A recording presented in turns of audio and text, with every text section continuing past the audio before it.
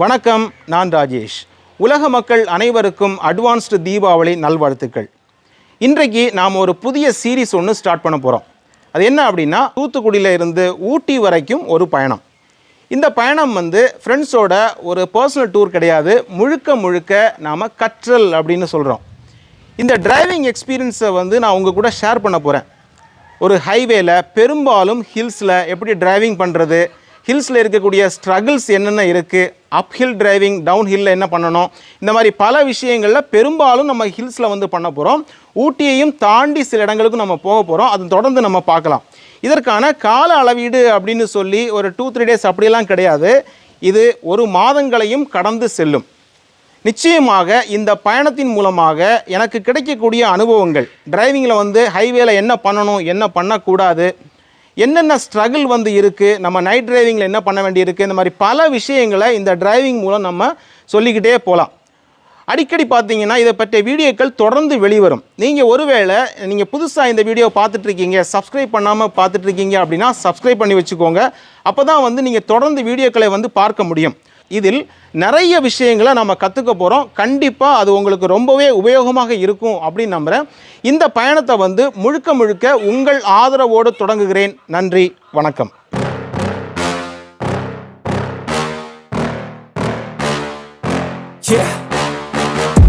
Please tell me that I can't, that I won't, that I fail, that I'll never make it out, yeah. Please tell me all the bad, never good, fill my head full of every single doubt, yeah. Please say any negative thoughts, I pop off when I hear people say I cannot. I get off to the thought of proving everyone wrong, I won't stop to the top, so you better back off and get lost. I'ma stay loud, stay proud. இந்த ஒரு நீண்ட பயணத்தில் நமக்கு சப்போர்ட்டா 2 பேர் இருக்காங்க. ஒருவர் brother Dinesh மற்றும் இந்த ஸ்விஃப்ட் கார். நம்ம 3 பேரும் சேர்ந்து இந்த பயணத்தை ஒரு வெற்றி பயணமாகவும் நிறைய தகவல்களை, இன்ஃபர்மேஷன், நாலேஜை ஷேர் பண்ணக்கூடிய ஒரு பயணமாகவும் அமையும். அதற்கு நீங்கள் தரக்கூடிய ஆதரவு மிகப்பெரிய வெற்றி பயணமாக அமையும். மிக்க நன்றி. ஓகே, இன்றைக்கி நாம் கிளம்புன டைம் பார்த்தீங்க அப்படின்னா நல்லாவே மழை பெய்யுது. ஸோ இந்த ட்ராவலுக்கு நல்லா கூலிங்காக இருக்கிறதுனால எனக்கு ரொம்ப ஹாப்பியாக இருக்குது. இந்த டிரைவிங் எனக்கு ரொம்ப கூலாக தெரியுது. நல்ல மழை. பொதுவாகவே எனக்கு மழையில் டிரைவிங் பண்ணணும் அப்படின்னா ரொம்பவே பிடிக்கும். ஸோ மழையிலையும் கூட பார்த்தீங்கன்னா நம்ம என்ன செய்யணும், என்ன செய்யக்கூடாது அப்படிங்கிற விஷயங்களை கூட நம்ம டிஸ்கஸ் பண்ணிட்டு போகலாம். ஃபஸ்ட்டு இந்த டோல்கேட்டை நம்ம கிராஸ் பண்ணிடுவோம்.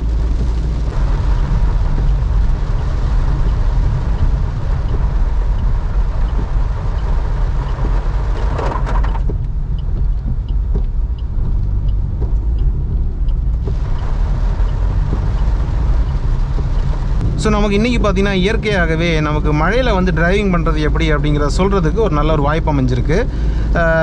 ஃபஸ்ட்டு நம்ம இந்த வைப்பர் பிளேட்ஸ் இருக்குல்ல, அது நல்லா க்ளீனாக இருக்கிற பட்சத்தில், நல்லா ஹார்டாக இல்லாத பட்சத்தில் கோடுகள் விழாது. இப்போ இந்த கார் பொறுத்தவரை பார்த்தீங்க அப்படின்னா வைப்பர் பிளேட்ஸ் நல்லா இருக்குது அப்படிங்கிறனால பெரிய கோடுகள் விழுகிறது இல்லை. ஸோ ஹார்டாக இருந்துச்சு அப்படின்னா லைன்ஸ் விழும், இமிடியேட்டாக மாற்றிக்கலாம். ஓகே, ஃபஸ்ட்டு நான் என்ன சொல்லுவேன் அப்படின்னா, இந்த மழை பெய்ய ஆரம்பித்த உடனே ஃபஸ்ட்டு விழும்ல அந்த மழை, அந்த டைமில் பார்த்தீங்க அப்படின்னா நீங்கள் கண்டிப்பாக வாகனங்களோட வேகத்தை குறைச்சிடணும். ஏன் அப்படின்னா நல்லாவே அதில் ஒரு மாதிரி ஸ்லிப்பரியாக இருக்கும். அதாவது இந்த மண்ணோட அந்த தண்ணி கலந்து இருக்கிறதுனால ஒரு மாதிரி நம்ம அந்த கேரம் போர்டில் எப்படி காயின் வழுக்கிட்டு போகுமோ அதே மாதிரி மழை பெய்ய ஆரம்பித்த உடனே பார்த்தீங்கன்னா டயர்கள் கொஞ்சம் ஸ்லிப்பரி, பிரேக் பண்ணிங்கன்னா ஸ்லிப்பரி ஆகும். அப்படிங்கிறதுனால மழை பெய்ய ஆரம்பித்த உடனே வேகத்தை மேக்ஸிமம் குறைச்சிடுறது நல்லது. அதே சமயத்தில் மழை கொஞ்சம் அதிகமாகிடுச்சு, நல்ல மழை பெய்யுது அப்படிங்கும் பொழுது ரோடு என்ன ஆகும் அப்படின்னா அந்த மண்ணெல்லாம் ஒதுங்கி போய் கொஞ்சம் க்ளீனாக இருக்கும் பொழுது கொஞ்சம் வேகமாக போய்கிடலாம். அப்போ பிரேக் நிற்கும். ஆனால் மழை பெய்ய ஆரம்பித்த உடனே பார்த்தீங்கன்னா இம்மிடியேட்டாக பிரேக் நிற்காது அப்படிங்கிறத தெளிவாக தெரிஞ்சுக்கோங்க. அதே மாதிரி 2வேல போகிறீங்க அப்படின்னா கண்டிப்பாக நீங்கள் ஹெட்லைட்ஸ் போட்டுக்கிறது நல்லது அப்படின்னு சொல்லுவேன். ஏன் அப்படின்னா ஆப்போசிட்டில் வர்ற வண்டிக்கு எய்த்தாப்பில் வரக்கூடிய வாகனம் தெரியாது அப்படிங்கிறனால ஹெட்லைட்ஸ் போட்டுக்கலாம். அதே மாதிரி 4வேல போனாலும் ஹெட்லைட்ஸ் ஆன் பண்ணிக்கலாம். ஏன்னா ஃப்ரண்ட்டில் போகிற வெஹிக்கிள்ஸ் ரியர் வியூ மிரர் வழியாக தெரியும், பின்னாடி வரக்கூடிய வெஹிக்கிள்ஸ் தெரியும். அப்படிங்கிறனால பொதுவாக லைட்ஸ் போட்டுக்கிறது ஒரு நல்ல ஐடியாலஜி அப்படின்னு சொல்லுவேன். அடுத்தபடியாக பார்த்தீங்கன்னா தண்ணி வந்து ரொம்ப கெட்டி கிடக்குன்னு வைங்களேன். ஒரு இடத்துல வந்து இப்போ லெஃப்ட்லேயோ ரைட் கார்னர்லேயோ ரொம்ப தண்ணி கிடக்கிறதா இருந்தால் அந்த இடத்துல ரொம்ப வேகமாக போய் சிலருக்கு ஒரு பழக்கம் இருக்குது. மழை பெஞ்ச உடனேயே அந்த இடத்துல வந்து நம்ம ஸ்பீடாக போயிட்டு தண்ணியை வந்து அப்படியே ஸ்ப்ரே பண்ணி போகிறது வந்து ஒரு எக்ஸைட்மெண்ட்டாக வந்து ஃபீல் பண்ணுறாங்க. ஏதோ ஒரு விளையாட்டுத்தனமாக அதை செய்கிறாங்க. பட் அது வந்து ஒரு பெரிய விபத்துக்கு கூட வழிவகுக்கும். எப்படி அப்படின்னா, இப்போ இந்த இடத்துலலாம் ஒரு பெரிய அளவு தண்ணி கட்டி கிடக்குன்னு வைங்களேன். இந்த இடத்துல நீங்கள் ரொம்ப ஃபாஸ்ட்டாக போனீங்கன்னா ஒரு வீல் வந்து பார்த்தீங்க அப்படின்னா லைட்டாக வந்து இன்பேலன்சிங் ஆகிறதுக்கு வாய்ப்பு இருந்துச்சுன்னா ஸ்லிப் ஆகும். அப்படிங்கும் பொழுது வண்டி வந்து ஒன்று ரைட்டில் ஏறி அந்த டிவைடரில் போய் மோதுறது கூட வாய்ப்பு இருக்குது. இல்லைனா லெஃப்ட்டில் வந்து கண்ட்ரோல் இல்லாமல் போகிறதுக்கு வாய்ப்பு இருக்குது. அதனால் தண்ணி நிறைய கிடக்கிறதாக தெரிஞ்சால் கண்டிப்பாக வந்து கொஞ்சம் ஸ்லோ பண்ணி போகிறது பெட்டரான ஐடியா அப்படின்னு சொல்லுவேன். சிலர் பார்த்தீங்க அப்படின்னா 100-120 போயிட்டு அந்த தண்ணி மேலே போகிறாங்க. பட் அது ரொம்பவே ரிஸ்கி அப்படிங்கிறதுனால. ரெண்டாவது பார்த்தீங்கன்னா தண்ணி கட்டி கிடக்கிற இடத்துல உள்ளே வந்து நமக்கு பள்ளங்கள் ஏதாவது குழிகள் இருந்தால் தெரியாது அப்படிங்கிறதுனாலையும் மேக்ஸிமம் அதை வந்து அவாய்ட் பண்ணலாம். இல்லை அப்படின்னா ஸ்லோவாக போகலாம் அப்படிங்கிறதான் சொல்லுவேன். பொதுவாக நம்மள பல பேர் பார்த்தீங்கன்னா ஒரு கார் டிரைவிங்கை வந்து ரொம்ப தெளிவாக கற்றுக்கிடுவாங்க. ஆனால் ரோடை வந்து ஸ்டடி பண்ணுறதுல வந்து கோட்டை விட்டுருவாங்க. கார் டிரைவிங் கற்றுக்கிறதுங்கிறது வேறு, ரோடை வந்து எக்ஸ்பீரியன்ஸ் பண்ணுறது அப்படிங்கிறது வேறு. ரோடு எக்ஸ்பீரியன்ஸ் அப்படிங்கிறது உங்களுக்கு நிறைய ட்ரைவ் பண்ண தான் உங்களுக்கு கிடைக்கும். கண்டிப்பாக பார்த்தீங்கன்னா ஒரு 10 வருஷம் ட்ரைவ் பண்ணக்கூடிய ஒருத்தருடைய எக்ஸ்பீரியன்ஸ் வந்து பார்த்தீங்கன்னா இன்றைக்கி 1 வருஷம் பண்ணுறவங்கள்ட்ட இருக்காது. ஸோ ரோடை வந்து அதன் மூலமாக நிறைய நம்ம ஸ்டடி பண்ணிக்கிடணும். நிறைய சிச்சுவேஷன்ஸ், லேக்ஸ் ஆஃப் சிச்சுவேஷன்ஸ் வந்து நமக்கு வந்துகிட்டே இருக்கும். இப்போ வரக்கூடிய இந்த சிச்சுவேஷன் வந்து பார்த்திங்கன்னா அடுத்து வராது. சிச்சுவேஷன்ஸ் மாறிக்கிட்டே இருக்கும். அப்போ நம்ம டிரைவிங் ஸ்கில்ஸை வந்து நிறைய இம்ப்ரூவ் பண்ணி கரெக்டாக வச்சுருந்தோம் அப்படின்னா அந்த சிச்சுவேஷன்ஸை வந்து நம்ம கரெக்டாக ஹேண்டில் பண்ண முடியும். ஆல்ரெடி நம்ம ஒரு சிச்சுவேஷனை ஹேண்டில் பண்ணும்பொழுது அதை ஈஸியாக அடுத்த சிச்சுவேஷனில் வந்து நம்ம ஈஸியாக அதை வந்து மேனேஜ் பண்ண முடியும். அப்படிங்கிறனால நம்ம ரோடு ஸ்டடீஸை வந்து கரெக்டாக கற்றுக்கிடணும். ரோடில் போகும்பொழுது என்ன நடக்குது அப்படிங்கிறத நீங்கள் வந்து கவனமாக வாட்ச் பண்ணணும். உள்ளே நீங்கள் பேசிட்டு போயிருந்தா கூட ஃப்ரண்ட்டில் வந்து என்ன நடக்குது அப்படிங்கிறத ஒரு ஃப்ராக்ஷன் ஆஃப் செகண்ட்ஸில் வந்து நீங்கள் அப்சர்வ் பண்ண தெரியணும் உங்களுக்கு. இப்போ உடனடியாக பார்க்குற அந்த இடத்துல ஒரு ஆட்டோ போகுது, ஓகே ரைட் சைடில் வந்து ஃப்ரீயாக இருக்குது, எந்த லைன் ஃப்ரீயாக போயிட்டுருக்கு, என்ன கிடக்கு, லெஃப்ட்டில் கல் கிடக்குதா, சென்டரில் ஏதாவது ஆப்ஜெக்ட்ஸ் கிடக்குதா, ஏதாவது ஆடு மாடு குறுக்க போகுதா, நாய் குறுக்க போகுதா, எல்லாத்தையுமே வந்து நம்ம என்ன பண்ணணும், வாட்ச் பண்ணிக்கிட்டே இருக்கணும். அது வந்து ஒரு அனிச்சை செயலாக நமக்குள்ளே அது மாறிக்கிட்டே இருக்கணும் அப்படின்னு நான் சொல்கிறேன். ஸோ இதை வந்து நீங்கள் நிறைய ட்ரைவ் பண்ணுற மூலமாக நீங்கள் எக்ஸ்பீரியன்ஸாக பண்ண முடியும். ஸோ கண்டிப்பாக இந்த ரோட் ஸ்டடீஸ் அப்படிங்கிறத நீங்கள் ரொம்ப கவனமாக வாட்ச் பண்ணுங்கள். நிறைய பேர் இதை வந்து மைண்டில் எடுக்கிறது இல்லை. நான் தெளிவாக சொல்லுவேன், ரோட்டில் நடக்கக்கூடிய ஒவ்வொரு விஷயம், சின்ன சின்ன விஷயத்துக்கு கூட நீங்கள் ரெஸ்பாண்ட் பண்ணணும். ஒரு சின்ன கல் கிடந்தால் கூட அந்த கல் மேலே ஏற்றக்கூடாது. ஒரு வாட்டர் பாட்டில் வந்து உள்ளே வெளியே கிடக்குது அப்படின்னா அந்த வாட்டர் பாட்டில் மேலே நீங்கள் டயரை ஏற்றக்கூடாது அப்படிங்கிற நாலேஜ் வந்து உங்களுக்கு இருக்கணும். ஒரு வாட்டர் பாட்டில் வந்து ஒரு பெரிய விபத்தை ஏற்படுத்தும். எப்படி அப்படின்னா ஒரு எம்டி பாட்டில் வந்து பெருசாக விபத்தை ஏற்படுத்தாது. ஒரு தண்ணி பாட்டிலோட ஃபுல்லாக மூடி போட்டு இருக்குது அப்படின்னா நிச்சயமாக அது வந்து வண்டியை கவுத்து விடக்கூட வாய்ப்பு இருக்குது. அப்படிங்கிறனால அந்த மாதிரி பாட்டில் மேலே ஏற்றக்கூடாது. சிலர் வந்து அதை வேணுக்குன்னு அப்படி பண்ணுறாங்க. இந்த மாதிரி நிறைய விஷயங்களை வந்து சின்ன சின்ன விஷயங்கள் கூட உங்களுக்கு டிரைவிங்கில் வந்து ரொம்பவே உதவியாக இருக்கும். அப்படிங்கிறனால தொடர்ச்சியாக நம்ம போக போக நிறைய அனுபவங்களை கற்றுக்கிடலாம். இன்றைக்கி வந்து மழை பெய்துட்டு இருக்கிறதுனால நான் வந்து ஒரு ஆவரேஜ் 80 வந்து மெயின்டைன் பண்ணி போயிட்டுருக்கேன்.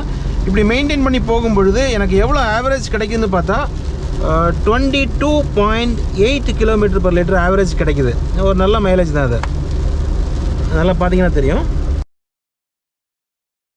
ஓகே, 22.8. இது இப்படியே இருக்குமானா கிடையாது. ஏன்னா நம்ம வந்து இப்படியே 80ல் போயிட்டு இருக்க மாட்டோம். கொஞ்சம் வேகமாக போகும்பொழுது இந்த ஆவரேஜ் வந்து குறையிறதுக்கு வாய்ப்பு இருக்குது. இருந்தாலும் இந்த வண்டி பார்த்திங்கன்னா ஒரு 2020 மாடல் ஸ்விஃப்ட், ஒரு 1200cc 4 சிலிண்டர் என்ஜின் அப்படிங்கும் பொழுது ஒரு நல்ல மைலேஜ் தான் அப்படின்னு சொல்லுவேன். அதாவது 80 ஆவரேஜ் பண்ணி போகும் பொழுது. ஓகே, இப்போ நம்ம வந்து எட்டயபுரம் பக்கத்தில் வந்துட்டோம். ஸோ எட்டயபுரம் ஊருக்குள்ளே போய் மகாகவி பாரதியாரோட வீடு இருக்குது, அதை போய் பார்த்துட்டு வரலாம். நான் வந்து ரொம்ப காலமாக பார்க்கணும் அப்படின்னு ஆசைப்பட்டது. அதை பார்த்துட்டு நம்ம அப்படி வந்துடுவோம். ஓகே, இந்த ரைட் டர்னில் தான் இந்த வீடு வரும், மகாகவி பாரதியாரோட வீடு. ஸோ அதுக்கு வந்து ஒரு குறிப்பிட்ட டைம் உண்டு, இத்தனை மணி வரைக்கும் பார்க்கலாம் அப்படின்னு சொல்லிட்டு நம்ம பார்ப்போம். போட்டிருக்காங்கல்ல. ஓகே, இப்போ நம்ம வந்திருக்க டைம் வந்து மதியம் 3 மணி தான். ஸோ உள்ளே போய் பார்க்கலாம்.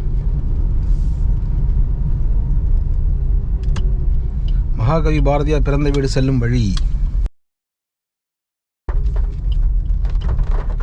பாரதியார் தெரு அப்படின்னே பேர் போட்டிருக்காங்க பாருங்க.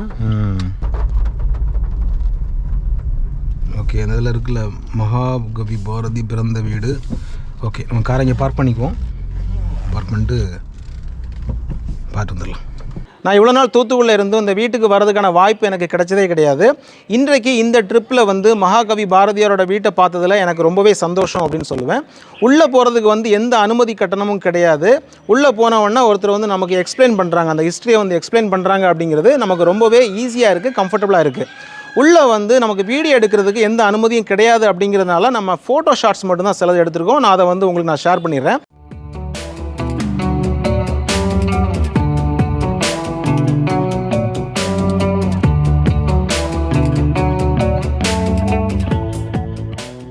மற்றபடி வீடு பார்க்கும் பொழுது உள்ளே வந்து நல்ல 3 பெரிய ஹால் நல்ல அருமையாக இருக்குது. ப்ளஸ் பூஜா ரூம் இருக்குது, கிச்சன் இருக்குது, மாடி அப்ஸ்டர்ஸ்லாம் இருக்குது. நீங்கள் பார்க்குறீங்கல்ல, அப்ஸ்டர்ஸில் வந்து நமக்கு வந்து அனுமதி கிடையாது பார்க்குறதுக்கு, வந்து அதை க்ளோஸ் பண்ணி வச்சுருக்காங்க. மற்றபடி பார்க்கும் பொழுது இந்த வீடு வந்து நான் என்ன நினச்சிட்டு வந்தேன் அப்படின்னா, பாரதியார் அவங்க பிள்ளைங்க ஒய்ஃபெல்லாம் வாழ்ந்த வீடு அப்படின்னு நான் நினச்சிருந்தேன். பட் இந்த இடம் பார்த்தீங்கன்னா பாரதியார் பிறந்த வீடு, அது கரெக்டாக மென்ஷன் பண்ணியிருக்காங்க. அதாவது அவங்க அம்மா அப்பா பாரதியார் இருந்த வீடு அப்படின்னு சொல்கிறாங்க. அவங்க அப்பாவுக்கு வந்து சீவலப்பேரி ஊர் அப்படின்னு சொல்கிறாங்க. இந்த மாதிரி சில தகவல்கள் வந்து இங்கே கிடைக்குது. பாரதியாரை பற்றி அந்த புத்தகங்கள்லாம் வந்து இங்கே கிடைக்குது அப்படிங்கிறது நல்ல விஷயமா இருக்குது. ஸோ இன்றைக்கி நம்ம பார்த்த இந்த இடம் வந்து எட்டயபுரத்தில் இருக்குது. நீங்களும் இந்த பக்கம்லாம் வந்தீங்க அப்படின்னா கண்டிப்பாக இந்த வீடு பார்க்குறதுல வந்து ஒரு எக்ஸைட்மெண்ட் இருக்கும் அப்படின்னு நான் சொல்லுவேன். ஓகே, இப்போ வந்து நம்ம பயணத்தை அப்படியே தொடங்கலாம். ஓகே, இப்போ நான் வந்து மதுரை தாண்டி போயிட்டுருக்கேன். இப்போவும் பார்த்தீங்கன்னா ஒரு 80-90 அந்த ஆவரேஜில் தான் போயிட்டுருக்கேன். ஸோ நமக்கு வந்து எவ்வளோ மைலேஜ் கிடைக்குது அப்படின்னா ஒரு 24 ஆவரேஜ் காட்டுது. 24. ஸோ ஃப்ரீக்வெண்ட்டாக இப்படி நம்ம போயிட்டே இருக்கும்பொழுது ஓரளவுக்கு நல்ல மைலேஜ் கிடைக்க தான் செய்யுது. ஒரு நைஸ் ஆக்சலரேஷன் பண்ணி போயிட்டுருக்கேன். இது நான் எதுக்காக அந்த மாதிரி பண்ணேன் அப்படின்னா, பொதுவாக எல்லோரும் சொல்ல நீங்கள் கேட்டிருப்பீங்க, ஒரு 80லே நீங்கள் மெயின்டைன் பண்ணி போனீங்கன்னா அவங்களுக்கு மைலேஜ் கிடைக்கும் அப்படின்னு சொல்லி நிறைய பேர் சொல்ல கேட்டிருப்பீங்க. அதை வந்து நிறைய பேர் காதில் வாங்கிட்டு அப்படியா அப்படின்னு கேட்டுட்டு அவங்க பாட்டுக்கு 100-120 போவாங்க. பட் அந்த மாதிரி போனால் நம்ம வந்து ஒரு மைலேஜ் கிடைக்கும் அப்படிங்கிறத வந்து உங்களுக்கு ப்ரூவ் பண்ணணும். அப்படிங்கிறனால தான் இந்த மாதிரி நான் ஒரு மெயின்டைன் பண்ணி உங்களுக்கு காட்டியிருக்கேன். அரௌண்ட் வந்து ஒரு 100 கிலோமீட்டர்ஸ்லாம் தாண்டி நம்ம வந்துட்டோம். வந்த பிறகும் இந்த மாதிரி ஓரளவுக்கு மைலேஜ் கிடைக்குது, நல்ல ஒரு மைலேஜ் தான். அடுத்தது மிக முக்கியமான ஒரு டிரைவிங் அப்படின்னா நம்ம வந்து ஸ்னேக் ஸ்டைல் டிரைவிங் அப்படின்னு சொல்கிறோம் ஹைவேல. பொதுவாக ஹைவே பொறுத்தளவில் பல பேருக்கு ஒரு ஐடியா இல்லை. எப்படி அப்படின்னா, ஒரு ட்ரக்குக்கு பின்னாடி வந்து இப்போ இந்த இடத்துல ஓவர்டேக் பண்ணுவீங்களேன், ட்ரக்குக்கு பின்னாடியே போய் நின்றுட்டு கரெக்டாக லெஃப்ட்டில் வந்து இடம் இருக்கும், இருந்தாலும் என்ன பண்ணிடுவாங்கன்னா போகாமல் அது பின்னாடியே போயிட்டு இருப்பாங்க, அவங்களுக்கு ஓவர்டேக் பண்ண பயந்து. பட் அப்படி இல்லை, நமக்கு வந்து இங்கேருந்து பார்க்கும் பொழுது ஸ்பேஸ் கிடச்சிருச்சு அப்படின்னா அப்படியே போயிட்டே இருக்கலாம். இப்போ பாருங்கள், இந்த இடத்த ஓவர்டேக் பண்ணிட்டேன், அப்படியே வந்து ரைட் இண்டிகேட்டர் போட்டு திரும்ப எகெயின் வந்து ரைட்டில் வந்துட்டேன். எனக்கு எந்த ட்ராக் வந்து ஃப்ரீயாக இருக்குது, எந்த லேன் வந்து எனக்கு ஃப்ரீயாக இருக்குது அப்படிங்கிறத நான் முன்னக்கூட்டியே பிளான் பண்ணிட்டேன் அப்படின்னா அந்த இடத்துக்கு வந்துடலாம். இப்போ இந்த இடத்துல வந்து பார்த்தீங்கன்னா எனக்கு வந்து ரைட் லைன் தான் வந்து கரெக்டாக இருக்குது அப்படிங்கிறனால நான் ரைட்லேயே போய்க்கிறேன். ஏன்னா இந்த இடம் தான் ஸ்பீட் ஆகுது அப்படிங்கிறதுனால. சிலர் என்ன பண்ணுவாங்க அப்படின்னா, கரெக்டான லேனை சூஸ் பண்ண தெரியாமல் ஒரு வண்டிக்கு பின்னாடி போய் நின்றுவாங்க. இப்போது இந்த லேன் வந்து ஸ்பீடாக இருக்குது அப்படிங்கிறத நம்ம வந்து ஜட்ஜ் பண்ணிட்டோம். முன்னாடியே லேனை ஜட்ஜ் பண்ணுறது அப்படிங்கிறது மூலமாக நீங்கள் இந்த ஸ்னேக் ஸ்டைல் டிரைவிங் அப்படிங்கிறத ரொம்ப ஈஸியாகவே பண்ண முடியும். இப்போ பார்த்தீங்கன்னா ஓகே, இந்த இடம் எனக்கு ஃப்ரீ ஆகிட்டு நான் ரைட் இண்டிகேட்டர் போட்டேன், அப்படியே எனக்கு ஸ்பேஸ் கிடச்சோன்னா நான் போயிட்டேன். அதே மாதிரி எனக்கு இந்த லெஃப்ட் லைன் தான் ஃப்ரீயாக இருக்குது, லெஃப்ட் இண்டிகேட்டர் போட்டேன், ஓகே அப்படியே வந்துட்டேன். இங்கேருந்தே ஜட்ஜ் பண்ண முடியும். பார்த்தீங்கன்னா இந்த டெம்போ ட்ராவல் தான் ஸ்பீடாக போகுது, ரைட்டில் போகக்கூடிய அந்த ட்ரக் வந்து ஸ்பீடு இல்லை. அப்படிங்கும்போது எனக்கு இந்த இடம் வந்து ஃப்ரீயாக இருக்கனால போயிடுறேன். அப்படியே இங்கேருந்து பார்க்குறேன், ஓகே எனக்கு வந்து இப்போவும் லெஃப்ட் லைன் எனக்கு ஃப்ரீயாக இருக்கனால லெஃப்ட்லேயே போய்க்கிறேன். ஓகே, இப்போ நான் அப்படி போயிட்டு இருக்கும்பொழுது பார்த்தீங்கன்னா நமக்கு தூரத்தில் தெரியுது. ஓகே, இந்த இடத்துல பார்த்தீங்கன்னா எனக்கு லெஃப்ட் லைன் வந்து ஃப்ரீயாக இருக்குது. ஓகே, அப்போ நான் லெஃப்ட்டில் போயிட்டு அங்கேருந்து ஓவர்டேக் பண்ணுறேன். அப்படியே ரைட் இண்டிகேட்டர் போட்டேன், ரைட் லைன் ஃப்ரீயாக இருக்குது, ரைட் லைன் வந்துட்டேன். எகெயின் இங்கேருந்து நான் பார்க்குறேன், எனக்கு பார்க்கும் பொழுது இந்த ரைட் லைன் தான் கொஞ்சம் ஃப்ரீயாக போகிற மாதிரி தெரியுது. ஸோ நான் ரைட்லேயே போயிடுறேன். இப்படி தான் நம்ம வந்து அந்த ஹைவேல தேவையில்லாமல் பிரேக் அடித்து நம்ம அந்த நேரத்தையும் அந்த ஃபியூலையும் வேஸ்ட் பண்ண வேண்டாம் அப்படின்னு தான் சொல்லுவேன். அந்த போகிற வேகத்தில் ஃப்ரீயாக இருந்தால் போயிட்டே இருக்கலாம்.